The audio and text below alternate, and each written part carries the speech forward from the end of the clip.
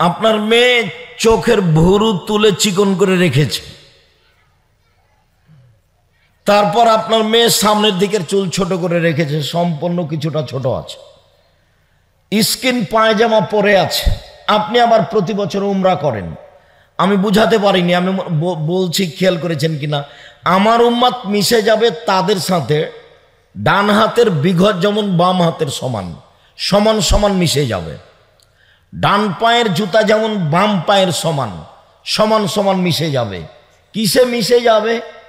খাওয়া প্লেটটা আছে, চিংড়ি মাছ প্লেটটা, খাওয়ার ব্যবস্থাটা আছে ওদের মতোই, 4 টেবিল, খাওয়ার ব্যবস্থাটা আছে চামচ দিয়ে, তারপর পোশাক পাতি আছে তাদের মতোই, তারপর টিভিটা চলছে ওদেরই, কার্টুন চলছে ওদেরই, আপনার রূপ চেহারা চলছে, সব কিছু কৃষ্টি কালচার, চলা ফিরা খাওয়া সব কিছু ইহুদি খ্রিস্টানদের।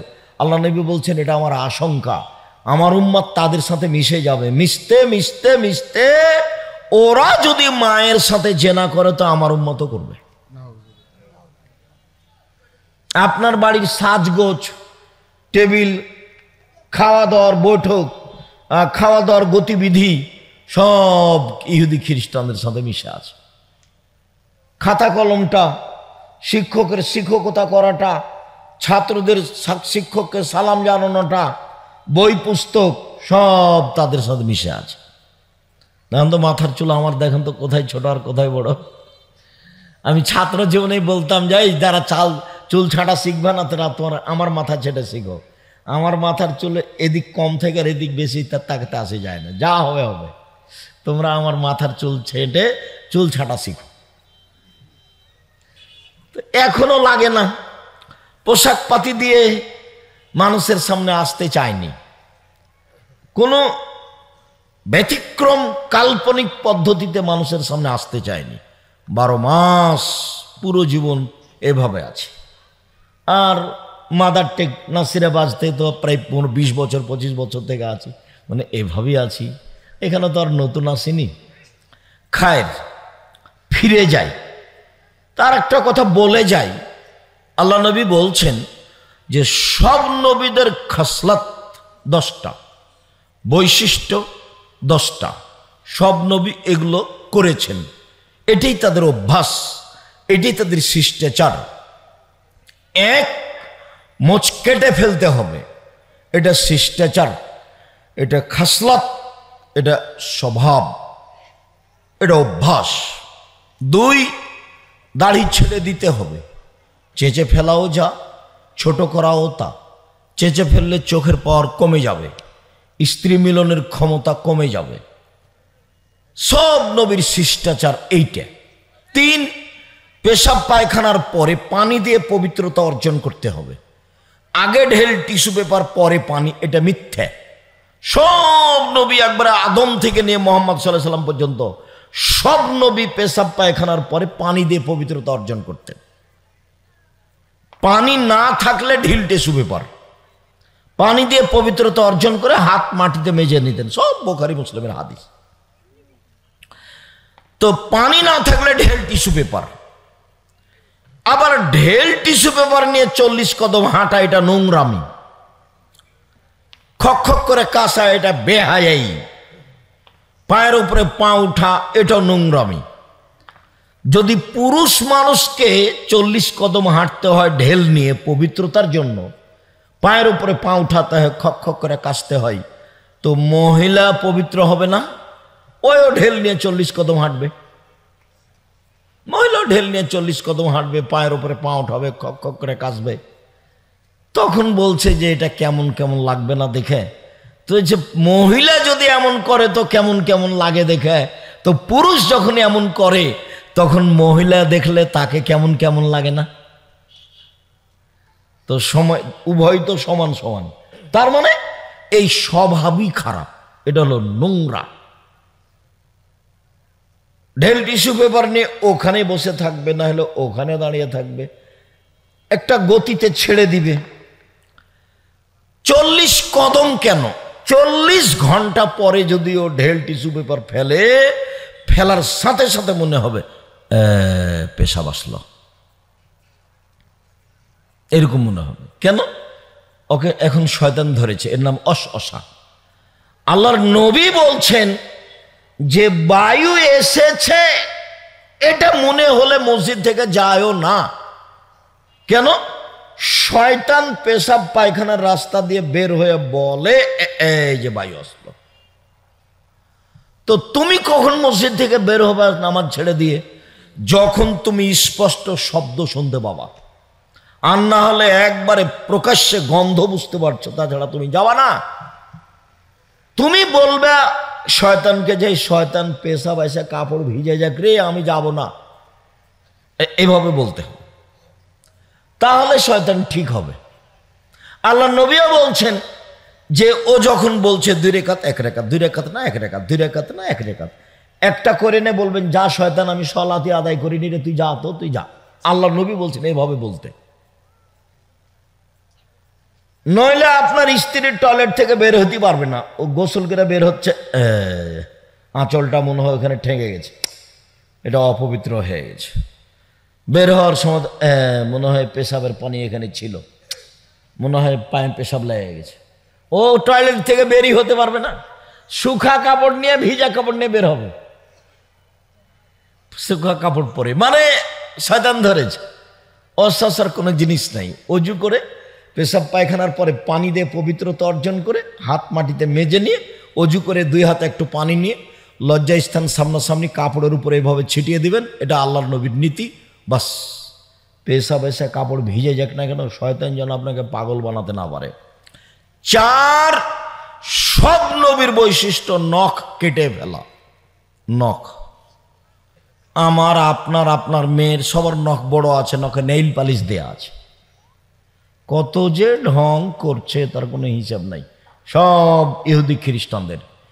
ইহুদি খ্রিস্টানদের পতিতালয়ের মেয়েদের বৈশিষ্ট্য হচ্ছে নখে নেইল পালিশ দেওয়া, নখ বড় রাখা। সব নবীর বৈশিষ্ট্য নখ কেটে ফেলা। সব নবী, আদম, মোহাম্মদ সাল্লাল্লাহু আলাইহি ওয়াসাল্লাম সবাই। প্রায় মেয়েরই নখ বড় আছে। তো তখন আমি বলি যে শোনো, এই মেয়ে শোনো, তুমি তোমার আব্বাকে চাচা বলে ডাকবা আর তোমার মাকে সৎমা বলে ডাকবা। কেন? যে তোমার বাপ যে বেঁচে আছে তো তার প্রমাণ কি? তোমার বাপ যে বেঁচে আছেন তার প্রমাণ কি? তোমার কপালে টিপ আছে, ভুরু তুলে চিকন করেছো, নখে নেইল পালিশ আছে, নখ বড় আছে, ধর্মের নামে ফ্যাশন বোরখা পরেছো, ধর্মের নামে ফ্যাশন বোরখা পরেছো, ভ্যানিটি ব্যাগ কাঁধে নিয়েছো, সকাল 10টা 11টায় বাজারে যাও, বিকাল 3টায় ফিরে আসো, মানুষের হুড়া গুত্তা লাত্তি খেয়ে আসো, তো তোমার বাপ বেঁচে আছে। কে বলেছে তোমার বাপ বেঁচে আছে গো? ভুল কথা। তুমি ওকে চাচা বলিও, আর তোমার মাকে বলবে সৎমা। কেন সৎমা বুঝো না? এই যে দেখো, 1 মিনিট এদিকে দেখো, এই ছেলে দেখো, উপস্থিত বৈঠকের দিনই বোন দেখেন, আপনি দেখেন, এই যে সৎমা, এই যে দেখাচ্ছে নিজের মেয়ে আর সৎ মেয়ে, নিজের ওইখানে দুইজনই বসেছিল, তো নিজের মেয়ে আসলো, আসে না, আসে না, দিয়ে কোলে নিল। এবার সৎ মেয়ে আসছে, এ কাছে, এখানে আলি কেন? তোকে যে বললাম ওখানে বসে থাক, ওখানে বসে থাকতে ওখানে আলি কেন? এলে সৎ মেয়ে। বুঝা গেল না মনে হয়? আগেরটা কোন মেয়ে ছিল? নিজের মেয়ে, আর পরেরটা ছিল সৎ মেয়ে। তো তুমি তোমার মাকে বলিও সৎমা। আব্দুর রহিম সাহেব, কেন সৎমা বলবো? কেন? তোমার মা যে তোমার নখ বড় হয়েছে এটা দেখেনি? তুমি যে ভুরু তোলে চিকন করে বাজারে যাও ঘুরতে, তোমার মা দেখে না? তুমি যে ফ্যাশন বোরকা পরে ভ্যানিটি ব্যাগ নিয়ে বাজারে যাও, তোমার মা দেখে না? তোমার মা কেন? এটা কে বলেছে এটা তোমার মা? এটা হলো তোমার সৎ মা। ছেলে মেয়ে যাক জাহান্নামে যাক, এটা সৎ মায়ের কাছে দেখবে না। তো মা কাকে বলে? তো চিরদিনই দেখিয়েছি মা কাকে বলে, আজও 1 মিনিট দেখাই। জাবের রাদিয়াল্লাহু তাআলা বলছেন, আল্লাহর নবী, আমি কম বয়সের মেয়েকে বিবাহ করিনি 4টা কারণে। আমার 9 জন বোন আছে, আমার আব্বা শহীদ হয়ে গেছেন, 9 জন বোন আছে আমার। তো আমি 4টা কারণে কম বয়সের মেয়েকে বিবাহ করিনি। এক লে তোয়াল্লে মাহুন না, আমার স্ত্রী যেন আমার বোনদেরকে বিদ্যা শিখাতে পারে, তার নাম মা। দুই, আমার স্ত্রী যেন আমার বোনদেরকে শিষ্টাচার শিখাতে পারে, তার নাম মা। শিষ্টাচার, ভুরু তুলে চিকন করা আছে, তার নাম শিষ্টাচার। কপালে টিপ দেওয়া আছে, তার নাম শিষ্টাচার। উঁচু স্যান্ডেল পরে নিজেকে লম্বা দেখানো হচ্ছে, তার নাম শিষ্টাচার। নখ বড় আছে, নেইল পালিশ দেওয়া আছে, তার নাম শিষ্টাচার। স্কিন পায়জামা পরে আছে, তার নাম শিষ্টাচার। ফ্যাশন বোরখা পরে ভ্যানিটি ব্যাগ নিয়ে চলে যাচ্ছে বাজারে, তার নাম শিষ্টাচার। শিষ্টাচার কাকে বলে? বিদ্যা শিখিয়ে দিল, শিষ্টাচার শিখিয়ে দিল। শিষ্টাচার কি জিনিস? আরে শিষ্টাচার ঘোড়ার ডিম। মানুষে বলে ঘোড়ার ডিম মানে কিছুই না, তো শিষ্টাচারও কিছুই না। মা তো এমনি মা, ওর বাপ বিবাহ দিয়েছে এই ছেলেটার সাথে, স্বামীর বাড়ি এসেছে, স্বামীর কাছে গেছে, তাই বাচ্চা হয়ে গেছে, এই জন্য মা। ও জানে মা কাকে বলে? এই দেখেন মা কাকে বলে। এক, বিদ্যা শিখিয়ে দিল। দুই, শিষ্টাচার শিখিয়ে দিল। তিন, মাথার চুল চিরুনি করে সাজগোজ করে পরিপাটি করে রাখলো। চার, বলে তাকুমা আলাইহিন্না, বাচ্চাদেরকে পাহারা দিল। মা মানে পাহারাদার। এইটা আপনার ফ্যাক্টরি। আজকে একটা লোক বলেছে যে আপনার পাহারাদার আধা ঘন্টা ঘুমিয়েছিল, আপনি সকালে তাকে রাখবেন, বেতন দিবেন? তোমাকে দেওয়া হবে না, তুমি যাও। ও পাহারাদার মানুষে বলেছে, সেইটা সহ্য হয় না। আর যাকে পাহারাদার নবী বলেছেন সেটা সহ্য হয়। আমি বলিনি এই কথা, আমি বলিনি আপনার স্ত্রীকে পাহারাদার আপনার বাচ্চাদের। কে বলেছেন? মুহাম্মদ সাল্লাল্লাহু আলাইহি ওয়াসাল্লাম বলেছেন। মুহাম্মদ সাল্লাল্লাহু আলাইহি ওয়াসাল্লাম বলেছেন যে আপনার ছেলেমেয়ের পাহারাদার কে? মা। আমি কি দিয়ে বুঝাই?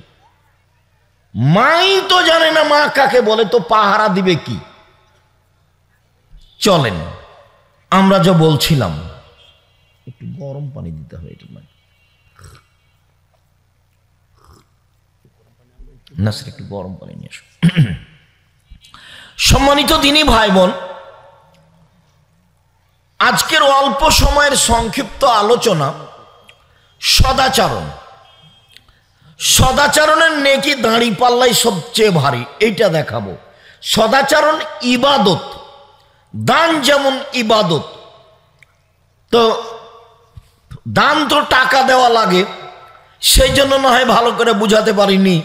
তো সদাচরণের বয়ান দিলে কি টাকা দেওয়া লাগবে ভাইজান? সদাচরণের বক্তব্য দিলে কি টাকা দেওয়া লাগবে? না। তো দেখি এইটা পারি কিনা। বিচারের মাঠে হিন্দুদের পাপ নেকি ওজন হবে না। কেন? হিন্দুদের পাপ আছে, নেকি নেই। বিচারের মাঠে ইহুদিদের পাপ নেকি ওজন হবে না। কেন? ওদের পাপ আছে, নেকি নেই।